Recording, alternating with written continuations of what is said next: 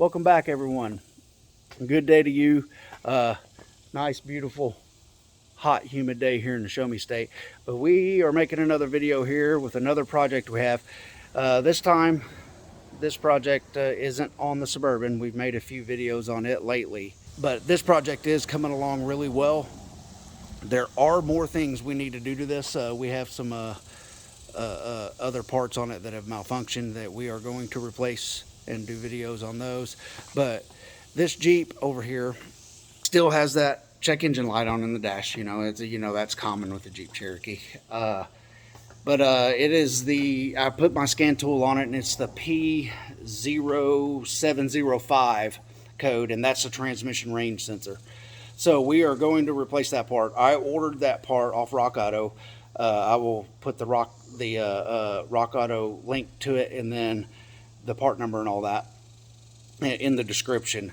So this is a very common failure part on these Jeeps. They're all have age on them, and these parts can be taken off, and then there's some screws on the back of it that you could take off and then clean the parts and the circuits inside it, but that's really a temporary fix.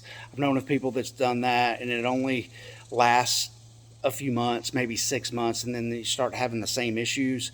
So I didn't want to mess with any of that. I considered it, but I figured that it was worth the money buying it and then repairing it, replacing the part for more of a long-term use or a long-term solution. So we're going to replace this part and hopefully get that check engine light turned off on the dash, because what's a Jeep Cherokee, an XJ, without a check engine light on the dash? It's commonplace. It's almost like something's wrong if there's not a check engine light, like I said in my last video. But check out my other video. There was a cam position sensor too that needed to be replaced. That's a really simple fix. I did a how-to on that as well, so go check that one out. But hopefully we'll get that light turned out. We'll get this fixed and make this Jeep the exception, not the rule. So stay tuned. Okay, we're here. This is the passenger side of the transmission. This is the transmission pan. I do have a leak here. This is the dipstick tube, and it is seeping out here.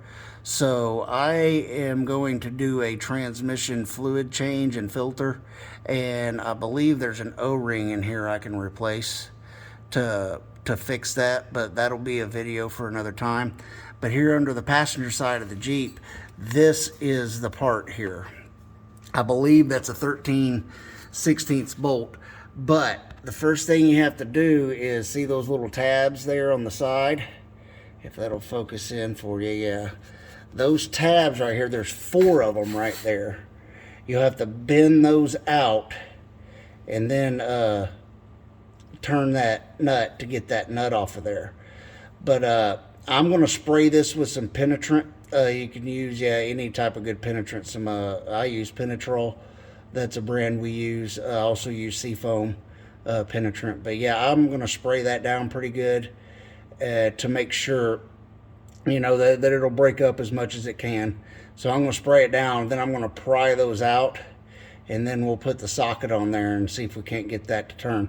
And from what I've read about and what I've heard is the hardest part is actually prying this off of that stud, because it gets rusty and corroded in there. So, and then they kind of get bonded together over time. So that's why we're putting the penetrant on it. So once I get the nut off, I'm going to spray more penetrant in there too. And then be careful prying underneath it that you don't damage the edge of your transmission fluid pan here either. So if anything, if you can get a wood block or something that's a little bit wider than your pan, put that on the side of the pan and then use that to pry against. And now the next thing is to loosen that 12mm bolt after we spray some penetrant in there and get that going. But now we'll put the ratchet up in here, and then we will get that 12mm bolt taken off of there.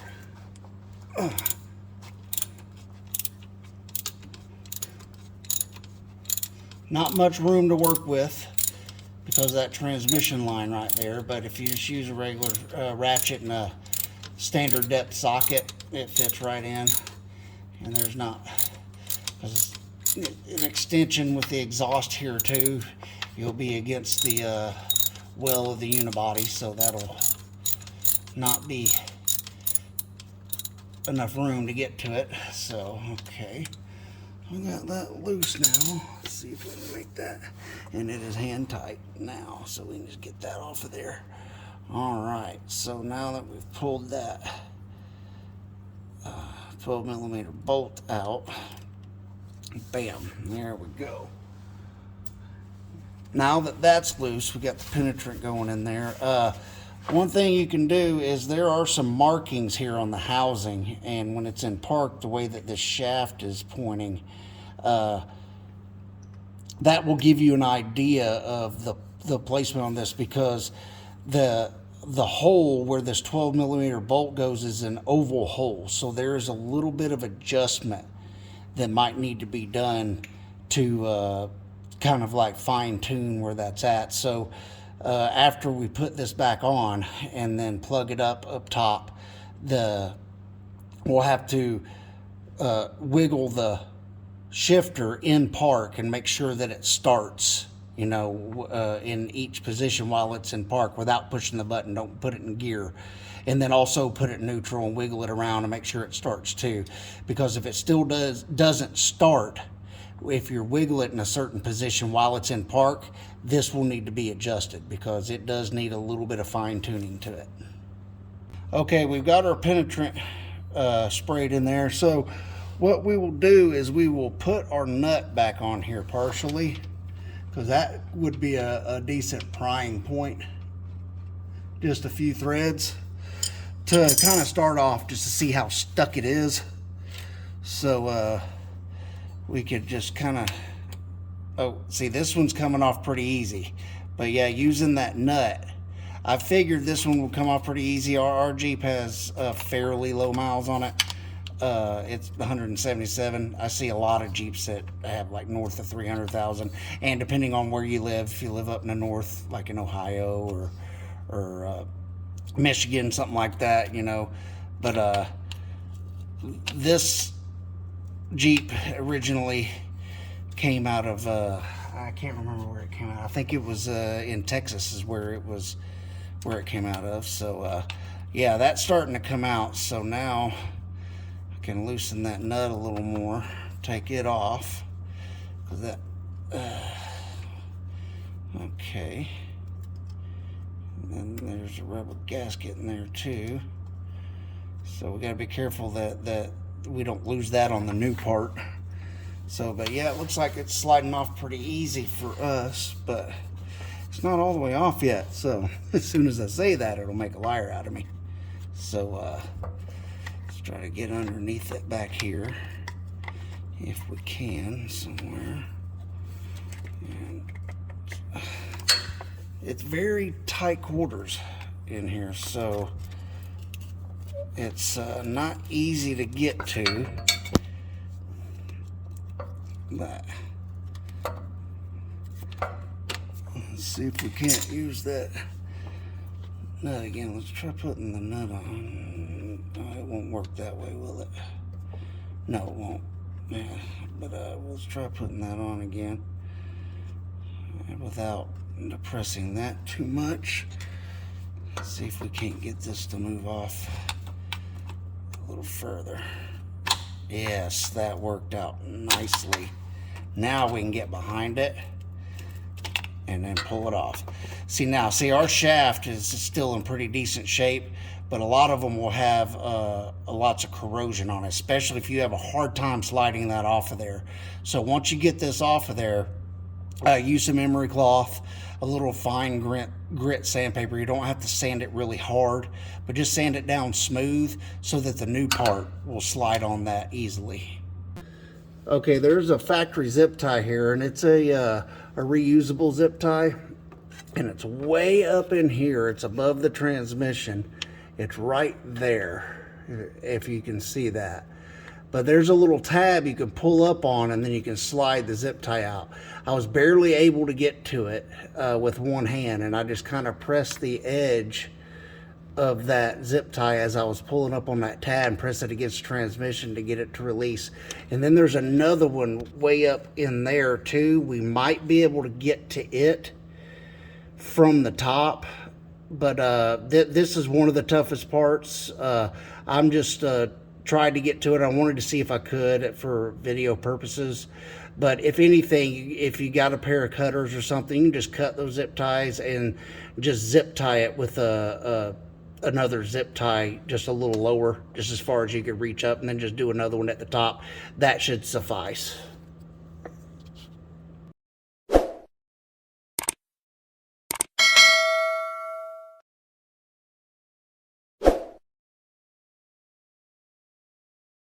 As you can see down there, that's that zip tie. And I found out that the little release tab on it's broken off, so I can't get down there to undo that one. So I'm just going to use these cutters, and I'm going to get down there and I'm going to cut that off. And I'm probably not going to zip tie it because it just lays down in there. There's really no room for it to move or get caught on anything. You put a zip tie on it. So the bottom one is a little more crucial, and I'm going to reuse that one. So I'm just going to cut that, and then we will fish it out. Okay, this big gray plug here, this is the range sensor. It plugs into the wiring harness here, and this other plug is a smaller black one. So this bigger gray one is the plug. So what you do to detach that is you just press this. Be careful, don't press it too hard, just because these old plastic, it'll break. And then you just wiggle those apart slowly and very easy. There you go. And now what I did here, I'm going to show you a little trick. This is a temporary fix. If your Jeep is your daily and it won't start, you get a paper clip and these two and jump these two bottom prongs here. Bottom meaning from the snap clip up here, and you put a paper clip between the two and then plug it back in. It'll bypass that neutral safety switch that we're replacing here. So that was just a temporary thing. This Jeep isn't my daily, but I did want to drive it. I did you know, just to check other things on it, you know. But anyway, you could put a paper clip in there on the wiring harness side, and that'll bypass it temporarily. So we're not going to need that anymore. So if you do bypass it, remember to pull that out before you plug your new one in. Okay, there's not much room to work with up there, but as you can see, I think you can see the plugs up there in that narrow area there. So I'm gonna grab this end down here, and then I'm gonna try to fish this out here through the bottom. See if we can't just pull that through. And if it gets hung up, oh, it didn't. So the toughest part here is going to be fishing that back up, but I think we could pull that off. Yep, see, it came right out. Okay, now here's the new part. This is what I got. I ordered it from Rock Auto. If you can see that, yeah, that's the numbers on the box. So we're gonna open this up, pull the new one out.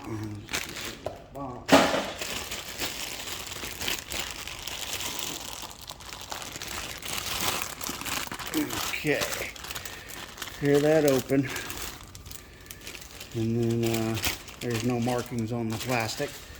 So we will do a part comparison between the old one and the new one, just to make sure that bolt holes, make sure that they just look the same, and they look like it's the same part. It's got the new washer there with the tabs to bend up. Nice. And they seem to, yep, look the same on this side too. And then we'll check the length of them. They look pretty much the same. Okay, so we will start the installation. Okay, I think fishing this down here is going to be a lot easier than I thought because I have my helper down there. It's my nephew Connor. He's going to help me out. I'm just going to drop this down here on that side of the transmission.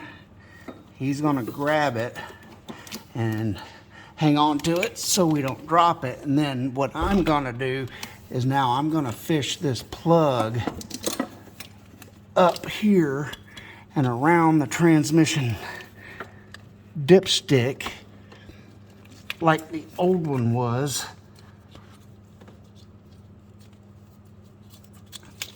and then line it up with the other plug, and it should be that easy.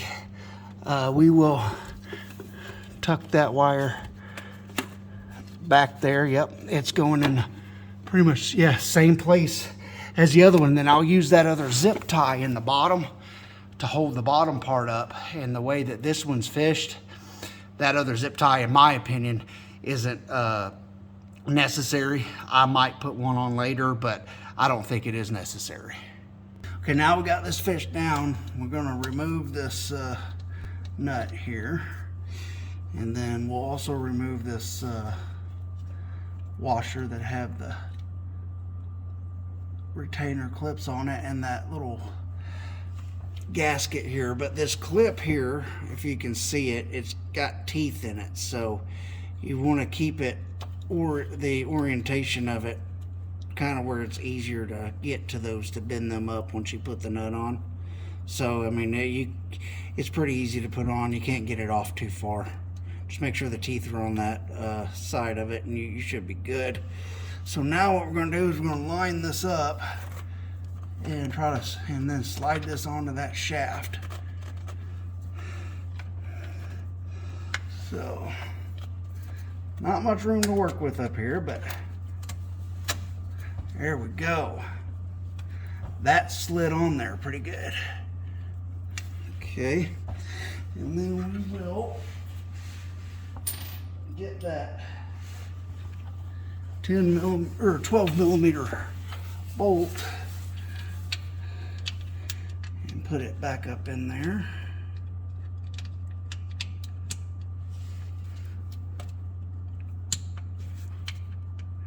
You have to wiggle this a little bit, I think, to get that bolt lined up.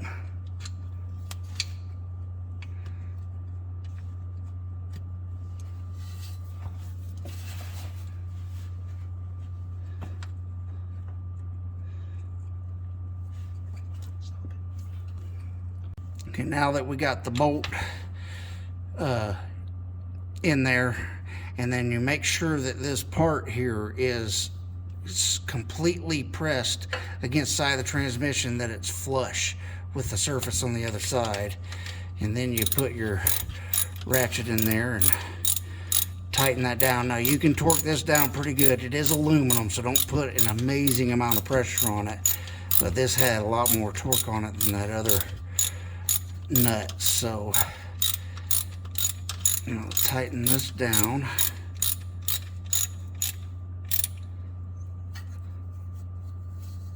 That should do it right there. Okay, so now we'll grab this little rubber gasket, because that prevents the moisture from getting into that area there.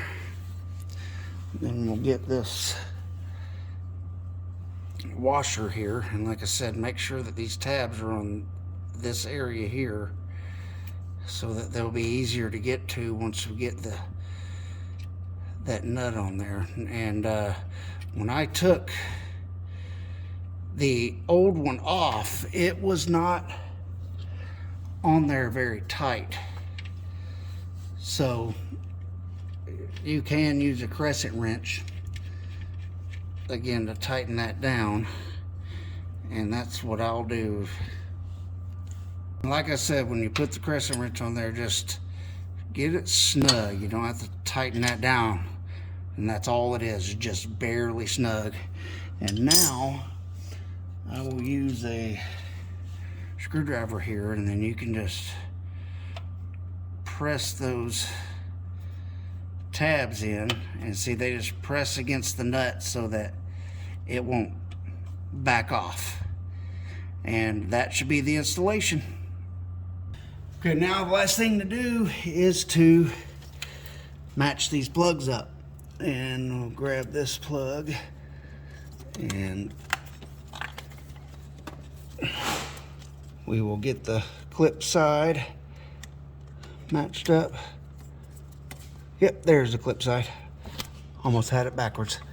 But there we go. Then we'll match them up, plug them in, and squeeze it until it clicks. And that should be the end of the job. Besides testing it, make sure it'll start up. Okay, we are back inside the Jeep, and I hooked up my OBD2 scanner back to the Jeep, and I went through and cleared all of the stored codes. So now when we turn the key on, it starts up. Check engine light is off. You know what, it won't surprise me if this video goes viral, because there's not many XJs out here that doesn't have the check engine light in the dash. This is definitely a unicorn. So with your help, that could help this video go viral. I'd appreciate it if you would like this video, and please subscribe if you like the content, and hit the notification bell so that you'll be notified every time I upload a new video. Thank you all for watching. I do greatly appreciate every one of you, and I hope that you get some value with my content. And please leave a comment if you have anything that you any questions about, or anything that, so far of the content I've covered that you think that I could cover and explain. I'm always open for ideas, and please send a message down there in the comments below. And thank you again, and there will be more videos coming. Until next time, have a good one.